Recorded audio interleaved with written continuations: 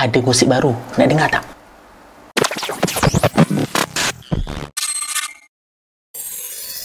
Assalamualaikum warahmatullahi ta'ala wabarakatuh. Antara kebenaran atau kesalahan yang belum pasti dan pendedahan aib sesama Muslim pasti menjadi suatu perkara yang sentiasa belum ada jalan selesai sehingga segalanya ada jawapan. Hakikatnya inilah hitam putih sifat manusia yang sifatnya tidak lari dari kesalahan dalam kehidupan. Namun Allah Subhanahu Wa Taala Maha Pengampun dan Maha menerima taubat bagi sesiapa sahaja yang bersungguh untuk bertaubat. InsyaAllah pada video kali ini saya nak kongsikan ringkasan pemahaman saya dari penulisan Dr. Ahmad Sanusi Azmi bertajuk Antara Menjaga Keaiban dan Mencegah Jenayah. Jom kita dengar bersama-sama.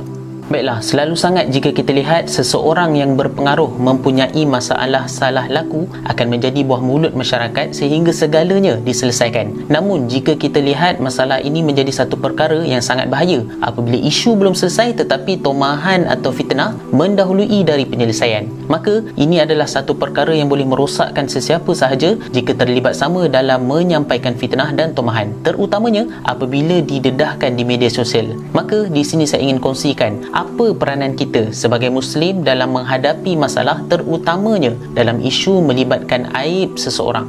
Pertama, kita hendaklah menutup keaiban diri sendiri. Secara asasnya, seorang Muslim itu hendaklah menutup aibnya dengan cara tidak menceritakan perkara yang tak baik itu kepada orang lain. Dalam sebuah hadis mafhumnya, Nabi SAW mencela kaum mujahirin, yang bermaksud orang-orang yang suka menceritakan keburukan dirinya, sedangkan Allah Subhanahu Wa Taala telah menutup keburukan itu dari pandangan orang lain. Maka kita sebagai Muslim sepatutnya perlu menjaga keaiban diri sendiri dari dicanang atau dijadikan bahan bualan, kerana ianya mendapat celaan daripada Allah Subhanahu Wa Taala dan Rasulullah sallallahu alaihi wasallam. Kedua, menjaga aib Muslim yang lain. Menjaga aib Muslim yang lain juga menjadi tanggungjawab kita sebagai orang Islam. Menjadi satu perkara yang buruk jika seseorang Muslim itu mendedahkan keburukan Muslim yang lain, terutamanya jika keburukan itu belum pasti baik benarnya. Kerana dalam hadis Nabi SAW secara mafhumnya menyebutkan bahawa jika seseorang Muslim itu menutup aib Muslim yang lain, maka Allah Subhanahu Wa Taala akan menutup keaibannya pada hari akhirat kelak. Dan jika dia membuka aib Muslim yang lain, maka Allah Subhanahu Wa Taala akan membuka aibnya di hadapan sekalian manusia sehingga kan dia merasakan malu yang teramat sangat. Maka secara wajibnya kita hendaklah pelihara diri kita dari membuka aib sesama Muslim. Baiklah, persoalannya di sini, bolehkah kita mendedahkan aib di dalam agama Islam?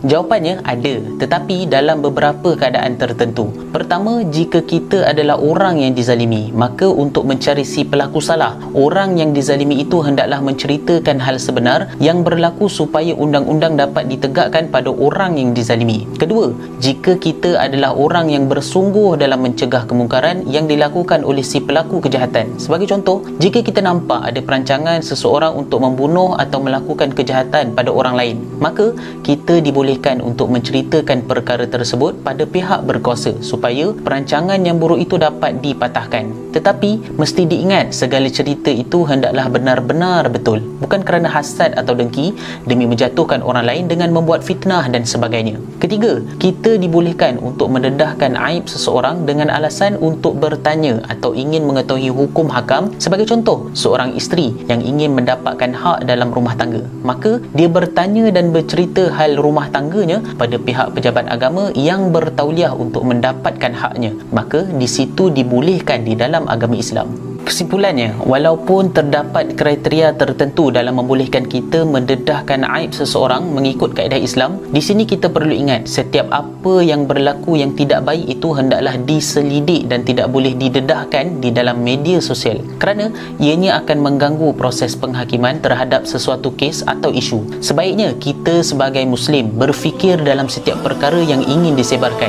Jika kita senang dalam mendedahkan keburukan pada orang lain, maka mudahlah bagi Allah Subhanahu Wa Taala untuk membuka pekung di dada kita pada hari kiamat kelak. Justru itu saya menyeru diri saya dan sekalian pendengar mengambil intipati dari perkongsian ini. Mudah-mudahan Allah Subhanahu Wa Taala permudahkan urusan kita dunia akhirat. Bercakap dengan fakta, yang penting jangan auta. Wabillahi taufiq wal hidayah. Assalamualaikum warahmatullahi taala wabarakatuh.